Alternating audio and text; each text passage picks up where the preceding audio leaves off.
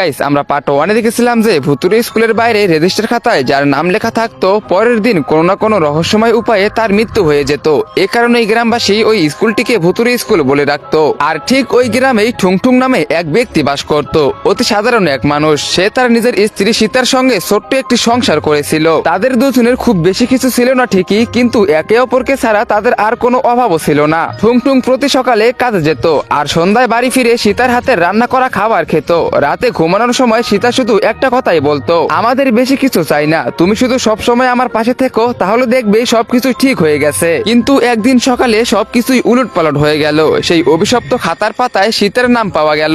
নামটা দেখা মাত্রই ঠুংঠুংয়ের পায়ের তলা থেকে মাটি সরে গেল। সীতাও সেটা দেখলো এবং এই প্রথমবার তার মুখ থেকে হাসিটা চিরতরে মিলিয়ে গেল। সেদিন দুজনেই একদম চুপচাপ ছিল, কেউ কোনো কথা বলেনি। রাতে ঘুমানোর সময় সীতা খুব নিচু স্বরে বলে, মনে হয় আমার সময় শেষ হয়ে এসেছে, আমি যদি কাল না থাকি তবে আমাকে ক্ষমা করে দিও। ঠুংঠুং কোনো উত্তর দিল না, কিন্তু তার মনে একটাই কথা ঘুরছিল, সীতা যদি না থাকে তবে তার জীবনের কোনো মানেই হয় না। তারপর সীতাকে কিছু না জানিয়েই ঠুংঠুং মাঝরাতে নিঃশব্দে সেই স্কুলের দিকে রওনা দিল। তো বন্ধুরা, এরপর কি হয়েছিল? ঠুংঠুং কি সীতাকে বাঁচাতে পারবে? আর সে কি পারবে এই ভয়ানক রহস্যের সমাধান করতে? যদি দেখতে চাও তাহলে ফলো, সাবস্ক্রাইব এবং ভিডিওতে লাইক করে কমেন্ট বক্সে কমেন্ট করো পার্ট 3। আর কোন জেলা থেকে দেখতেছো কমেন্ট করো।